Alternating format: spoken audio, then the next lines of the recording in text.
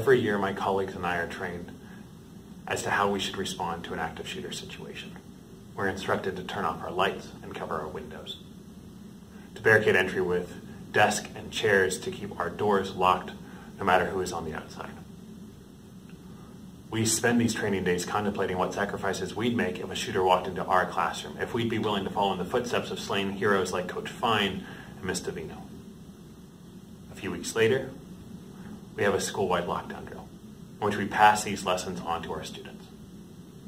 Teenagers are told that their lives could depend on their ability to stay calm, to remain silent, no matter what terrifying sounds they might hear from their friends in the hallway. To use backpacks and chairs as weapons if they were ever to come face to face with the shooter. Then earlier this month, it was no longer a drill. A student with a rifle entered Highland High School just a few miles away, and every school in the area went on lockdown for 3 hours. People were calling their friends and family at Highland, making sure they were okay. Students were crying in their classrooms, having panic attacks in the hallway. They were terrified. They were terrified because we live in a country that ranks as a global leader in mass shootings, and yet our leaders have spent decades ignoring the problem. Decades.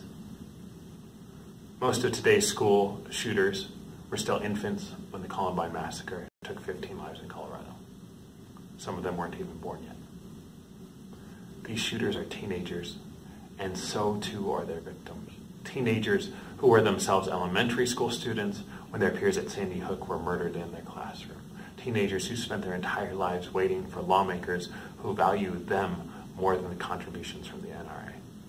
Teenagers whom we as a country have failed.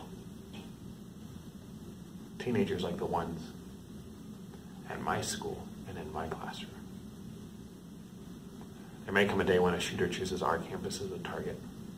There may come a day when a shooter walks down our hallways. There may come a day when my students and I go to school and never come back.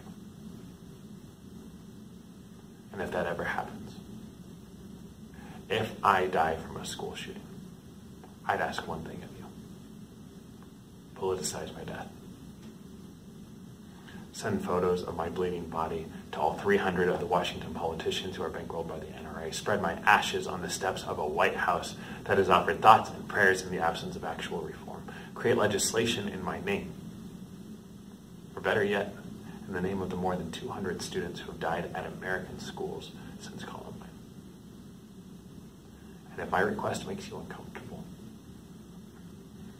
if the idea of politicizing my murder seems somehow disrespectful, then don't wait until I'm dead. Make those changes now. Create a world in which teachers don't need to crowdfund bulletproof vests for their students, in which the pleas of 17-year-old survivors aren't ignored by politicians who'd rather settle for a moment of silence. There are many people who would say that it's too early for us to talk about gun control. That we must spend the next few weeks mourning our collective loss. But by the time we are done mourning, data suggests we will have a whole other tragedy to mourn. So when exactly are we supposed to talk about the need for gun reform? For a nationwide ban on assault rifles like the ones used in 7 of the 10 deadliest mass shootings? For the outline of bump stocks like the one used in Las Vegas? For the limit on magazine capacity?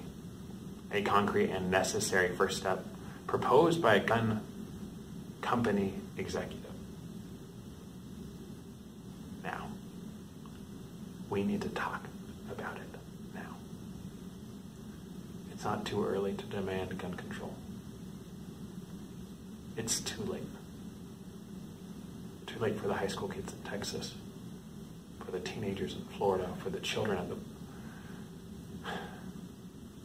at Sandy Hook Elementary, for the clubbers at the Pulse nightclub, for the country music fans of Las Vegas, for the university students at Virginia Tech, for the theater goers in Aurora, for the congregants in Charleston. And if we wait any longer, I'm afraid it might be too late for my students as well.